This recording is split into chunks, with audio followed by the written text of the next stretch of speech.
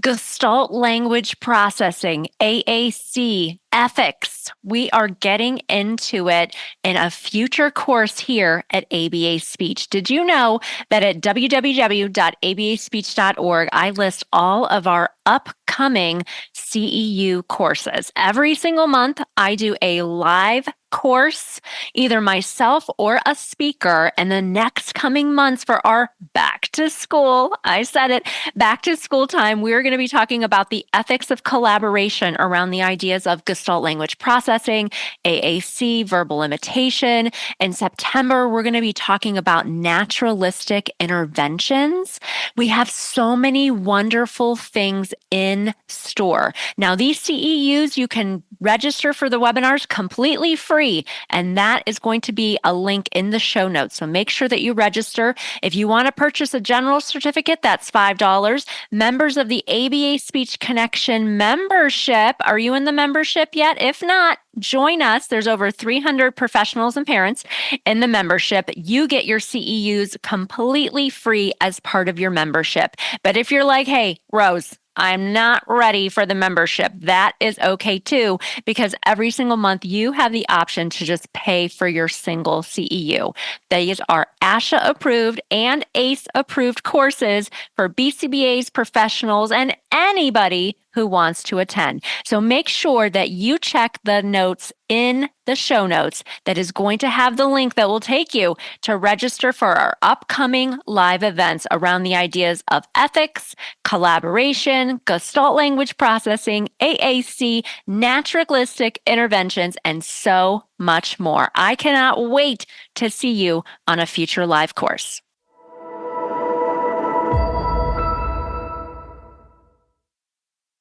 From medical speech therapy to teletherapy, supporting all students and autistic learners. Today, I have a wonderful discussion with Linda Thoresen. Linda Thoresen is a speech language pathologist, and we talk about her start of her career. She has been in the field for longer than 20 years, longer than I have been, and we call ourselves seasoned therapists. So we talk about what was graduate school like back in the day, and finding out that she didn't really have a lot of coursework at all about autism. Neither did I. I graduated with my master's in 2003. We talked about it, but I didn't have a dedicated course. We didn't really talk about different interventions that were available. And now, as a teletherapist treating a pediatric population, she really is serving a lot of autistic learners. Linda is a member of the ABA Speech Connection, which is our ASHA and ACE approved CEU membership. I do an onboarding call for every member that joins. And I met Linda, I say in real life. It was a Zoom meeting about a year ago. And then it was really nice just to have that community of support. So anytime she'd pop onto a webinar or join us for our monthly community chats, I knew who it was. I knew Linda. It was really nice. She said being a part of the membership left her feeling more confident and just reinforced that some of the things she was doing were really great. We know that we are on this professional learning journey because it's required by ASHA and our state licensure, but just because we're in a helping profession, the work that we do is so important, and we deserve this respect. We deserve this support. And I'm very excited for you to listen to my conversation with Linda. You're listening to Autism Outreach Podcast, a podcast full of ready-to-use strategies to help those with autism strengthen their communication skills. Here's your host, Rose Griffin of ABA Speech, a speech therapist and board-certified behavior analyst who shares tips you can use in your next therapy session. Welcome to the Autism Outreach Podcast. We have a great show for you today. We have with us Linda Thoresen. Thank you so much, Linda, for coming on to the show. I'm really happy to be here, Rose. And Linda we met, I want to say in real life, because I think that Zoom is real life now, but we did meet over Zoom probably a year or two ago. You are a member of the ABA Speech Connection, and I do onboarding calls with everybody who is new to the membership. It's offered. I know sometimes it's hard for people to make time, but it is nice because then you meet somebody and you're like, oh, and then if you come on a live training, I'm like, oh, Linda's here. I know her. Right. So you've been so active in the community, and I think you've had an interesting career as a speech language pathologist. And there's a couple people in the membership just that I've talked to, and actually Susan I've met in person I presented the Michigan SLP conference this past year, and she had worked with adults and then transitioned to actually working as a speech therapist in an ABA setting. So she kind of had a transition, which I know you had a bit of that in your career. And actually, what's interesting about that is I got into the field.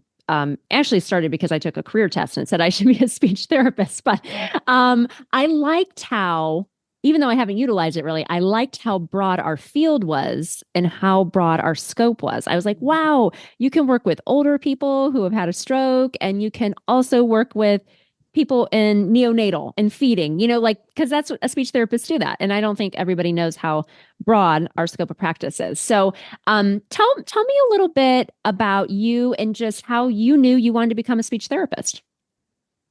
Well, I think it's somewhat similar, but I thought I was interested in literacy kinds of things. I wanted to be an English teacher. And then I thought, no, I want to go into special education. And I was at the University of Florida, where that would require a master's degree. And then I could become a teacher of students with learning disabilities.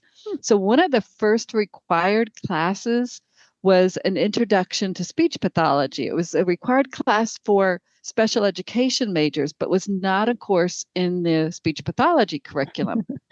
And but so I took that class first. I might have been thinking about speech, and I absolutely loved it. The instructor was providing videos, had guest speakers come in, and I was fascinated by it. And I noticed that a lot of the special education majors did not like this class. So I kept thinking, oh, this is great. That class convinced me to change my major. Whoa.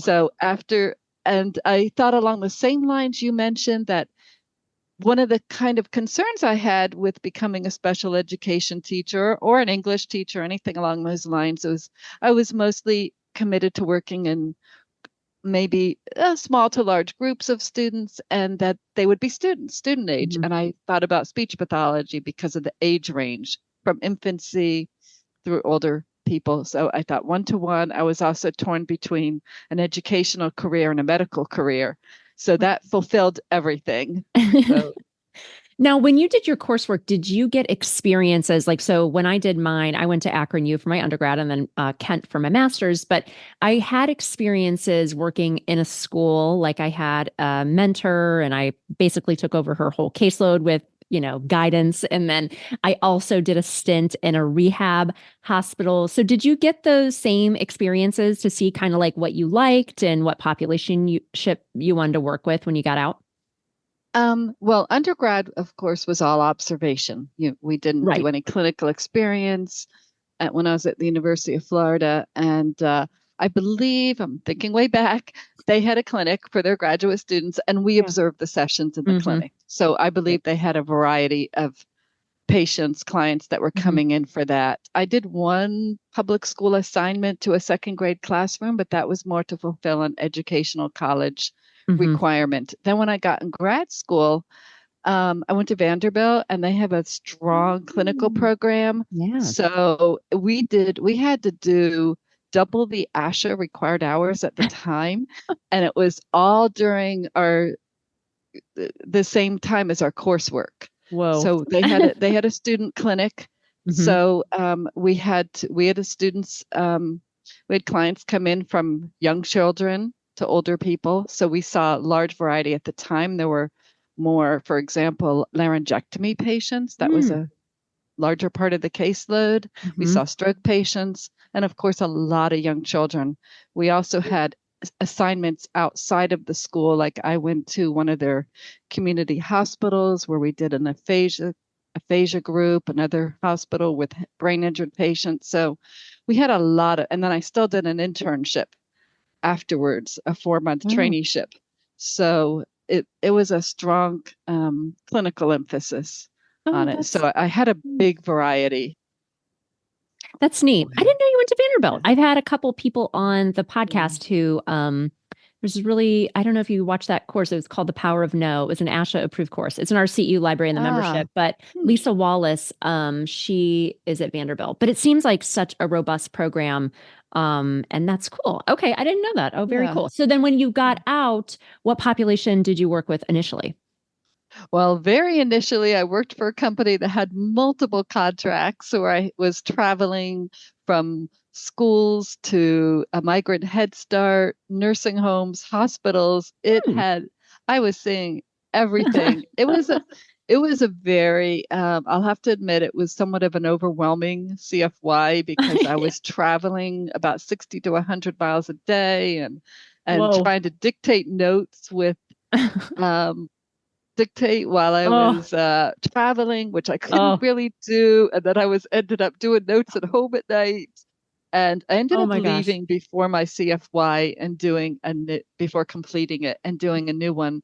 I thought about things and went into the public schools and did a, Okay. a CFY beginner teacher program Hmm. in the schools in Hillsborough County in Florida here. And Okay. that worked out really well. And so I stayed in for 5 years in the public schools, went to Easter sales for a few years, and then ended up in adult rehab. Oh, okay. I'm laughing at you when you said dictating notes because part of my, I had this amazing extern supervisor, Ellen Friedman. Actually, she's still a treating therapist and she specialized in voice and just really so smart. But anyway, she worked at an outpatient facility and I had to try to dictate notes. And if you have never tried to dictate a note, like it's an automated, well, what the time it was like I had called this number and then I was like, I saw a patient, and this patient was, 75 post stroke and whatever. It was all adults. Oh, I was Uh, so bad at that. I would mess that up so bad. I'd be so nervous because I'd always mess it up. That is really a skill. I wonder if that's still how notes are dictated. Like then when you worked in adult, I like do they still dictate notes like that? I'm so curious. I did have some assignments. I worked in some settings with adults where I dictated and I did learn how to do it. Yeah. And that was better, but I wasn't driving at the same time. Right. Oh, that was too That's much. what made it too much. Right. Too There really wasn't much. other time because we were driving between assignments. But Oof. yeah, it does get easier. But most of the time with adults, I was either doing handwritten notes Yeah. and then online. Okay, wonderful. So then when you worked with adults, were you working, what types of settings were you working in and how long did you do that? I did skilled nursing for several years, Wow. going from 15 to 20 years skilled nursing Wow. facilities, and then ended up in a rehab hospital outpatient clinic for five Oh, years, and then did rehab hospital inpatient, and wow. then made the switch to the public schools again after many, many years. Wow. So, See, that's what's amazing is that you could, that's why when now it's funny because I'm so specialized now with autism. But when I initially got into the field, I did it because I was like, so I took this career test my mom gave me. She was a teacher and it said speech therapist. And I didn't know what that was. And so, but we had a family friend who was a speech therapist. And so I observed them and shadowed, and we went to a nursing home. We did outpatient, we did home health, we did schools. And I just remember thinking, wow, this is so neat. You can use science. There's not a lot of math, which math was never my strong suit. And you're helping people. And I'm a people person. Like I remember in that same time span, I visited my sister, who I love. She's an accountant. And I remember going to visit her in the office. And I was like, oh my gosh, the clock has stopped. How long have I been here? I need to get out. There was not like a lot of peopling. right. And even at ABA speech, I've had this business 7 years, and 1 year I tried to just do ABA speech. And it was great because I'm able to be with my family more and things like that. But that 1 year I just worked from home and I just knew I was not going to be able to do that my entire career. So what I've gone back, I'm doing 2 days a week is a speech therapist in my kids' own school, which is great. Like I bring my kids to school, I Mhm. can get them home every day. Like it's fulfilling me on like a personal and professional level. But Right. what's nice about our field is that you can reinvent your career. Like if you know anything about Hmm. medical speech pathology, it is so different from school based. It is. And that's so cool that you've been able to do that. That's why I liked the field initially, because I was like, wow, if I get sick of this or burn out on this, or I want to try something new, I want a new opportunity, I can do it. And you have done that. So you went back into the schools Right. and then you started with teletherapy, right? Right. I did the public schools for 5 years and decided to try teletherapy. I was very fortunate. It was actually when I decided to do it, it was 2019. So it was Oh, before the COVID yeah. pandemic. So I got into it, but right in the middle of that year, like a lot of things happened. Yeah. But the epidemic was one of them. But I was already in that setting, so I liked teletherapy, so I stayed in for 5 years, Hmm. and so here I am going into my sixth year of some more teletherapy. But I like the job flexibility. There's Yeah. just a lot of nice things about it. Yeah, that's great. I'm licensed in Washington State, so we provide some teletherapy in that state, and it's been nice to. I feel like COVID did make teletherapy has been a thing for so long in the field of speech pathology. I had Right. somebody, Dr. Sue Grogan Johnson's here at Kent State, and she was part of teletherapy special interest groups, and she was doing a lot of training about this a long time ago. I mean, in 2003, when I was in my coursework, it's been a great intervention for people. But I think since COVID and Zoom and people were, more like, oh yeah, we can do teletherapy. Like there's a lot of Hmm. research that this Hmm. is therapy, this is helping in so many ways. But you've been in the field for a while. I call myself a seasoned SLP. You are in that same realm of being seasoned. Definitely. What have been some of the biggest changes you've seen in the field since you've started? I'm curious. Okay. So probably one of the big changes that came about when I was, this is how I see it, was swallowing therapy, at least swallowing Mm. therapy for adults. When Yeah. I graduated in 1983, there wasn't a lot of swallowing. It was not a part of my graduate school curriculum. We were introduced, Joanne Robbins was one of the Yeah. pioneers in swallowing research and possibly developing the MBS. Oh, And so we went to her lab one day and we were told that this was going to be in the future of speech pathology. So kind of keep your eyes open for it. But I don't think Medicare started paying for adult swallowing therapy until 1989. wow. So that was for, but I was working with students by then. So I kind of wasn't Yeah. experiencing that. So when I went into adult therapy, it was probably around 1992. Oh, Um, so by then they were paying. Yes, it was very much a yeah. part of it. But that was a change that it wasn't really that common in the early 80s to be doing swallowing therapy. No, some people may Wow. differ or see that, but I really Yeah. don't think um, it was just getting established in the 80s. Okay.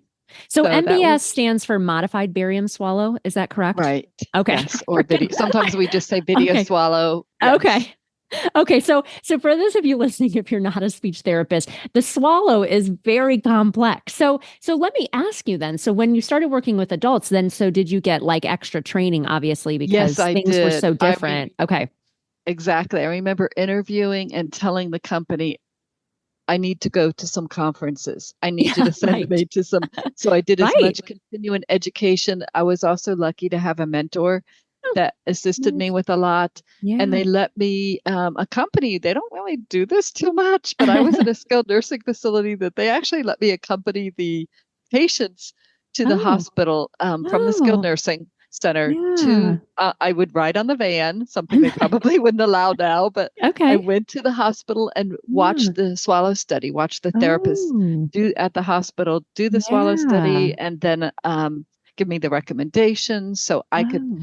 be an observer, read the report, see how things were done. And I did that for Right. several years. I wasn't until I went to the rehab hospital Mm-hmm. after several years in nursing facilities that I was trained to do the studies and Wow. was able to, as both outpatient and inpatient, Oh, did the those are studies so hard. myself. If you don't Um, know what these things are, it's just like there's so many things that happen, especially as people get older with your swallow. And, I took a whole mhm. course on it. But when you try to watch the modified barium swallow, I would just be like, I don't know. I can't There's see anything. some of They them, it's aspirated, very did helpful they? Yeah. to go through some of the continuing ed and to Yeah. observe a lot. There are some that are very challenging.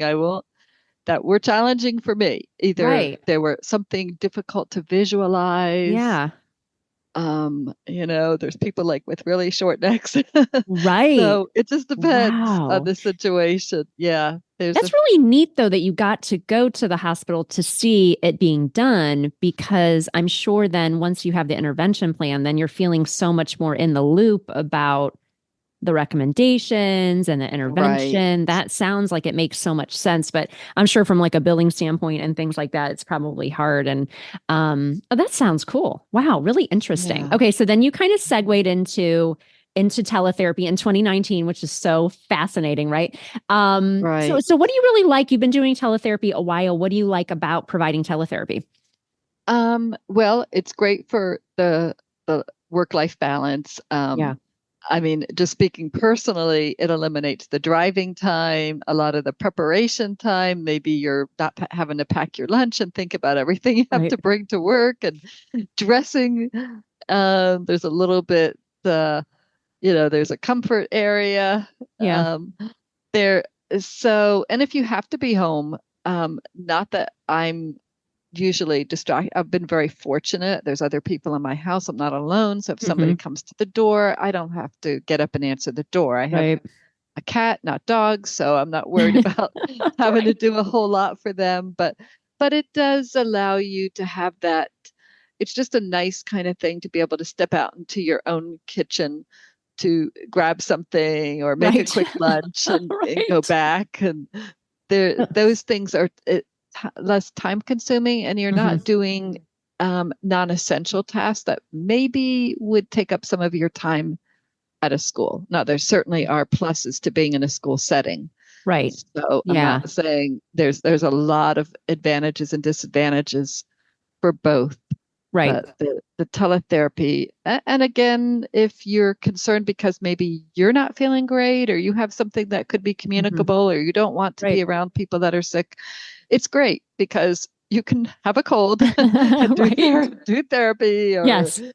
and you don't get very concerned when the student sneezes. Oh, so, jeez. so The guards. Yes. I remember I there's was all working in kinds the of schools. advantages. Yeah. In 2019 and 2020. And the personal, I forget it was called PPE. I can't remember, but it was Right. like they gave us everything, the shields and Oh, because I was doing a right. mix. But the year that I did ABA speech, it just my company continued to grow. So I was able financially to be like, I'm going to quit my, school-based job that I've had for 10 years and things like that. It was nice just because I could center myself back on my kids are really small. So taking my kids to school, like silly things that actually make me feel Mhm. so good inside, are like doing my dishes, like tidying my Right. kitchen, being able to like throw laundry in. So Right. now I divide my time 2 days a week in my kids' own school, which is super fun. I love it. And then the other days, I'm working on ABA speech every day, right? Because it's my business, but Right. being dedicated to that. So it is nice to have that flexibility to just do those tiny little things that if you Little can't do those things. tiny little things, they all kind of build up over time. And when you're going into a school every single day or anywhere every single day, then it's just waiting for you when you come home, and it's a stressor. Right. It builds up. Right. If you can grab the mail, you can see what's going on in your backyard. Right. I know. They It's seem silly, just but to be able to do them is like, it's real nice. So, okay, that's good. I love that you have that flexibility. So we met on an onboarding call for the ABA Speech Connection, which I offer everybody who's a member. At right. ABA Speech, we've been an Asher and ACE provider for, gosh, we just did our 5-year review. So this is probably going on year 6. And I started the membership. We launched it last fall, but kind of like if you're on my email list, we kind of started it earlier than that before we were like, hey, we have a membership, just to make sure that we had everything kind of moving correctly. So I'm curious, though, how you found out about the ABA Speech Connection. How do you think it maybe Uh, came across your I screen, probably? well, I do go through Facebook Okay. and belong to several groups, so I think I Yes. saw it there and I decided to jump in. I had some new teletherapy contracts coming up, new Hmm. positions, and I'm sometimes you just don't even know ahead of time Right. what students you're going to be seeing. Will they Right. have will some of them be have ASD, be on the autism spectrum. And even though I had some experience in the public schools and my prior teletherapy experience, I didn't really feel extremely confident. I wasn't sure that what I had been doing was if I was on the right track, and there were just certain areas that I had just done my best, but felt like I needed to increase my knowledge and skills and those kinds of things. So joining your group was exactly what I needed for the support. And like you said, having that initial connection meeting, I think is great, because then you feel like you're really getting that you really know someone, like you just live like right here in my city. Yes, right. And so the resources that have been available, the coursework, whether it's ASHA or not, the videos, certainly being aware of the podcast, the YouTube videos, all of that has definitely increased my knowledge, my skills. I've been able to utilize the new information in my therapies, and especially even in teletherapy, which is a little bit different, has helped quite a bit. And it's also increased my confidence. And I realized some areas I was on the right track. I was doing the things, but I didn't always feel that way when I was in the school. I thought I didn't have that confirmation. You're kind of on your own, like especially working on joint attention or turn taking skills, appropriate play with toys that I was doing with some of my students. I felt like, oh, if I'm not eliciting words or adding new words to their device, then maybe I'm not doing something. So that gave me confidence to know that, okay, I am doing all these things. But of course, you had so many great ideas, whether it has to do with the materials or how to use materials or ways to play games or how to get the parent involvement. So many things has made those areas where I really needed that extra support much more manageable for me, and has gained my confidence to now, I don't think, oh, how am I going to service the student? And I'm still learning. It's still a process. I'm still going back over some of my ASHA. When I was super busy last year with some of my assignments, I didn't have time to do all the classes as they came up. I'm finally catching up to July. Okay. Oh, good. I was back in April last week. Okay. Okay, I'm going to do these, going through my emails and going through your library of courses and going. And it may take a long time. I don't know if I'll ever do them all, but there's so many resources. Oh, good. I'm glad that's been helpful. Yeah. And I think that's what's nice is like having that library that has our self-paced courses. So it just kind of continues to add. But we did a course last night about ethics, and we all need ethics, but like how to navigate some of those tricky situations. And it was, ethics always, people were coming, signing up. We almost had 500 people on there. So it was really nice though. I think the live component is nice just to feel like people are really engaged in the chat.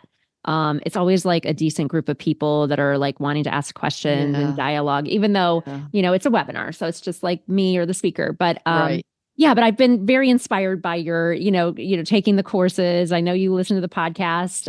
So I think it's always fun just to see how I got into somebody's orbit, because, I just started my business because I had the idea for this product called the Action Builder Cards. And then it was like, now I need a website, and, now I'm going to be on the SLP Summit, and now I'm going to be on this thing. And it's just been neat to connect with other speech therapists. So thank you for being a member. I love your participation. Oh, you're welcome, it's been really nice. And so you like that. I think that's too why I started the membership, is the, the community component, because if you do like other courses, you just like take the course, there's no carryover, there's nobody to ask a question to. So it seems like that's been helpful to have that kind of carryover of support. It has been. It's great to know that community's there and that I can participate, hopefully in person, but if not, get the course later, and that there's some, and I can, it's nice to have some repetition of information too, that I can learn something in a course and then follow up with a podcast or do a continuing ed and speechpathology.com and get really establish that information, because this was a missing piece for my graduate program. Right. It was one of the other changes besides swallowing is that it wasn't that mentioned as far as I don't think, despite a pretty comprehensive student excuse me, population that we were, as far as our clinic, and I didn't have any experience with autistic students. Right. When I did a paper, it wasn't a thesis, but I did a major paper on, I think I tried to cover everything when I was in graduate school as far as the causes of autism and all, but I felt like I was writing about an obscure population that was such a small part of our caseload that most people really, it wasn't very, it just wasn't, there wasn't that much information. Yeah. I mean, even when I started, it's changed, it was, I wonder, like the incidence rate was 1 in 200 and something when I started. It must have been small. Yeah. When I was in the first public school in the 1980s, none of my students had an ASD or autism diagnosis. It was not mentioned at all. I'm not sure whether it had to do with identification or they were possibly identified early and just not in that particular school setting, which I kind of doubt, or whether we had a lot more students that were labeled severe language impaired. And I'm wondering if some of them would have fit under that diagnosis rather than saying that they were language impaired alone with no mention of any other difficulties. Yeah. So that was a big change for me when I went into healthcare, which I didn't know what was happening in the world of treating persons with autism until I went back in 2014 and then found out there were 2 or 3 classrooms in one school devoted to students with an ASD, autism spectrum diagnosis. Right. And that's when I kind of thought, what happened? Yes. And I started looking at that. Right. Realizing I need to increase my continuing education in that area and my skills. Yeah. So that was a really big change. Yeah, because now, I mean, with the incidence rate being 1 in 36, and I feel like a lot of the things that I talk about, and probably why, I wanted to become a BCBA, which is hard to become, is because I was working with students who were not yet speaking and were 18, 19 in these non-public programs, and they were engaging in unsafe problem behavior that was a barrier to them going in the community and learning. And so that's kind of why I became both, just to be able to help that type of student. Because I feel like all the stuff I talk about is not stuff that I learned in graduate school. And I had a really great graduate school program, but it was just all information that I picked these specific work settings, to specialize in autism, because that's always what I've really been passionate about. So, well, great. Yeah. Oh my gosh. Well, thank you so much for coming onto the show. Okay. It was great talking with you. It's been a pleasure. And yes. Thanks for being a member of the ABA Speech Connection. I'm sure I'll see you on a live chat soon. Yes, I will be. Thank you so much. Bye-bye. Thanks for listening to Autism Outreach. If you enjoyed the show today, make sure to subscribe so you don't miss an episode full of actionable strategies you can use in your therapy room. Write a review too. That would mean so much to me. I always love hearing from you. Have a specific topic that you want included on a future show? Reach out over on Instagram, ABA Speech by Rose, or visit me at www.abaspeech.org.